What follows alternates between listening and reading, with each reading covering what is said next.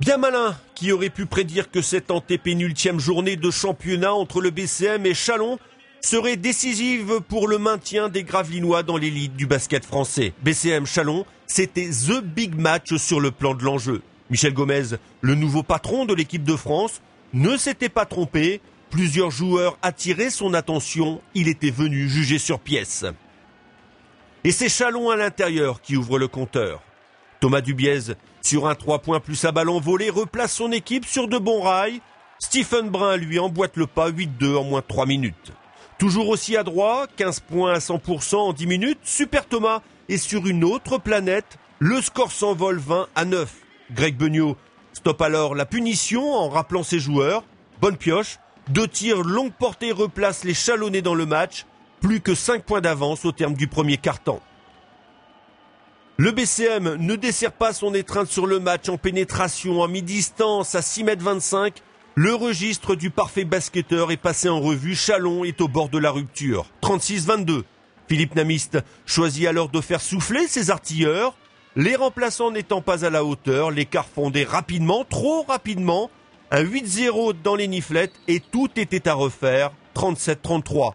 Mike Mokongo au buzzer scelle le score à la pause, 44-37. Le BCM retrouvait un peu de lucidité. Encore fallait-elle la conserver. Plus agressif, Châlons faisait taire le Sportica en revenant rapidement à hauteur des Maritimes.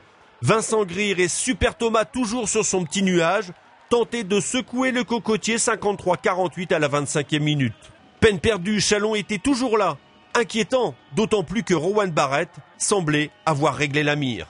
Darren Mitchell à 9 mètres mettait son équipe devant à 10 minutes du terme, 61-63. Il fallait une révolte. Le maintien devait se mériter. Il fallait aller le chercher et il restait 10 minutes pour cela.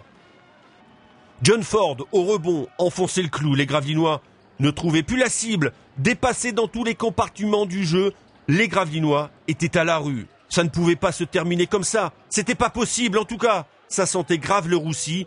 63-72 à 6 minutes du terme. Mike Mokongo fit semblant d'entretenir l'espoir à 3 points. Mais pour remonter 10 longueurs, il aurait fallu avoir des morts de faim sur le terrain. Et on en était bien loin. La messe était dite. Finalement, le dernier mot restera chalonné, plus combatif. Les joueurs de Greg Beugnot l'emportaient 81-74. Dommage, 1000 fois dommage, un premier carton de rêve et 3 autres de cauchemar. Heureusement que dans le même temps, les Parisiens sont revenus bredouilles de leur déplacement à Roanne. On écoute Thomas Dubiez. Alors Thomas, énorme déception ce soir. Ouais, comme toutes les défaites.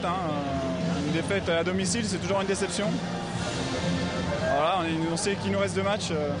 Qu'est-ce qui s'est passé plus 16, j'allais dire comme d'habitude, vous faites remonter et là vous faites passer devant. Ouais, alors, ils ont été chauds bouillants. On n'a pas réussi à stopper leur meneur qui faisait que creuser l'écart, réduire l'écart. Et après il a continué après par la suite. Donc voilà, on a essayé de donner tout ce qu'on pouvait, mais bon, j'ai l'impression qu'ils ont été plus forts que nous ce soir, quoi. Ouais, et le groupe comment réagit? Déception pour tout le monde. Oui, je pense, de toute manière. Il va falloir aller la chercher à l'extérieur. Exactement. Et le coup il est jouable? Bien sûr il est jouable. Tant que mathématiquement c'est possible, c'est jouable. Dans les autres résultats de la 28e journée, Pau, décidément, n'y arrive pas cette année. Nouvelle défaite de l'élan béarnais à la maison face à hier Toulon 88-95. Nancy confirme que c'est du costaud en allant s'imposer dans les Moges à Cholet 59-74. Clermont n'y est plus. Nouvelle implosion des Clermontois à Lasvel 101-68. Roanne rend un grand service à Gravelines, on l'a dit tout à l'heure, en battant Paris-Levallois 81-75. Le Havre brille toujours autant, il y en a qui ont de la chance. 89 pour les Normands, 63 pour les Alsaciens.